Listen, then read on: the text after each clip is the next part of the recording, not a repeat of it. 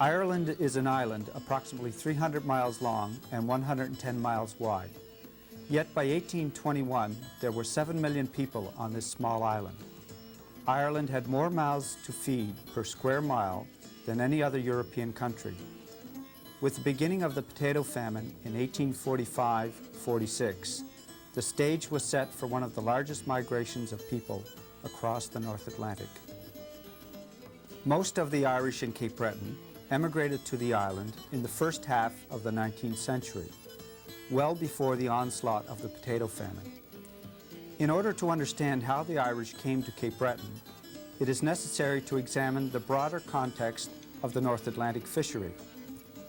The earliest transatlantic fishery was conducted by French and Portuguese fishermen in the 1540s, soon joined by the Basque, who took cod in coastal waters and dried them ashore, or salted them aboard ship. English fishermen were relative latecomers. They arrived in numbers only by the 1570s, but by 1600 they controlled most of the eastern Avalon Peninsula of Newfoundland. Trade between Ireland and Newfoundland extended back at least to 1675, when ships from southwest England began calling in each spring en route to Newfoundland via Irish ports, such as New Ross, Cork, and Baltimore, to collect provisions for the summer cod fishery. From the beginning, Waterford was the center of this trade and maintained its primacy over neighboring ports on the south coast of Ireland until the commerce collapsed in the 1830s. The passenger trade was also a key factor in the Irish-Newfoundland commerce. The passenger trade peaked in the 1770s and 1780s, when approximately 5,000 men departed Waterford each spring to fish in the summer cod fishery in Newfoundland. The majority of these Irishmen returned home after a season or two or moved on to the mainland. Permanent immigration to Newfoundland increased dramatically during the 19th century, so that by 1830 there were 50,000 immigrants in the colony, the great majority Irish Catholic. Some of these people moved on to Cape Breton. Most of the Irish of Cape Breton came to the island by way of Newfoundland. The first movement of Irish to Cape Breton, though, took place in the early 1700s. The Treaty of Utrecht in 1713 extended British title to Newfoundland.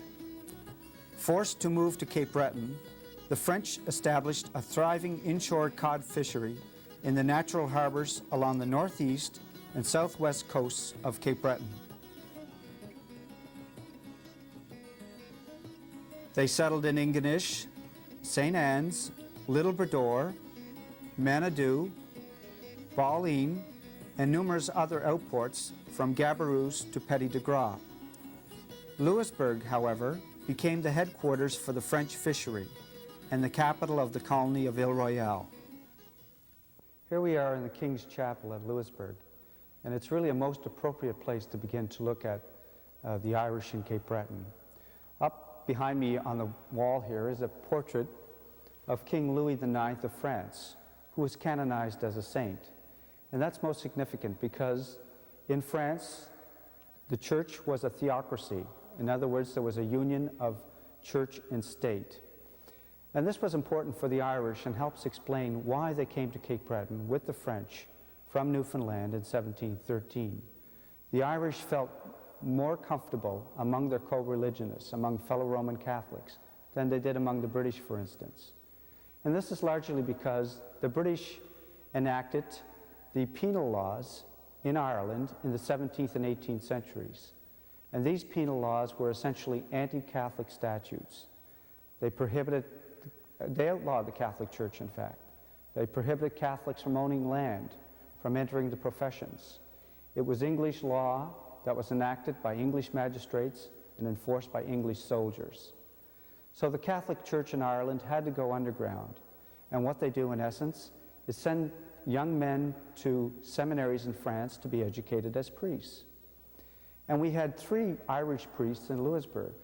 We had the Abbé Byrne, who was here in 1733-34, and he serves as a missionary to the Micmacs. We had another priest here in 1744.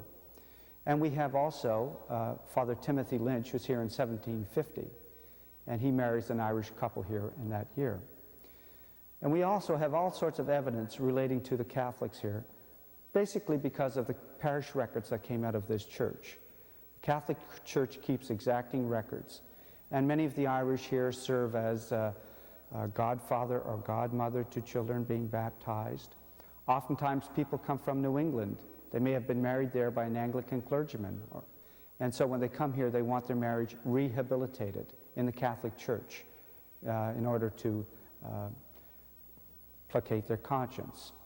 Also, we have evidence that there was all sorts of Irish here, not just servants, for instance. We had, of course, a large number of servants, but we had an Irish merchant, a powerful merchant by the name of Thomas Power, who has his family here, his daughter. There was an Irish soldier here who was married in 1755, named by the Derrick Davis. So there was quite a range of people, priests, there's people in the professions as well. And there's tradesmen who were brought here to help build the fortifications. And we know of a total of about 60 Irish here during the period from about 1713 to 1758. After the capture of Louisbourg for the second time in 1758 by General James Wolfe and a force of 30,000 men, Louisbourg's fortifications were destroyed, but the town remained intact. Soon after the island became a British possession, the Irish were back in Louisbourg, repairing the houses of the French. The Keoghs, Powers, Kavanaghs, Slatterys, Doyles, Kennedys, and O'Tooles were among the earliest settlers during the latter period of the 18th century. The descendants of many of these early settlers still live in and around Louisbourg. By 1774, there were approximately 180 Irish in Cape Breton. Irish immigration to the island gained momentum after 1815. The principal areas of settlement included the Low Point area between South Bar and Glace Bay, Sydney and Sydney Mines, Louisbourg, Balleen and Manitou, St. Peter's and Ilmadam, Northeast Margaree, the Mabou Port Hood area, and Ingonish. Since they were unable to afford the expensive fees for Crown land, the Irish, like the overwhelming majority of settlers on Cape Breton, simply became squatters.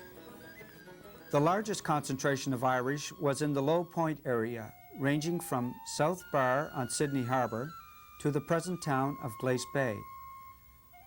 Communities such as Gardner Mines, River Ryan, Victoria Mines, New Victoria, and Kilkenny Lake are located within the area of Low Point.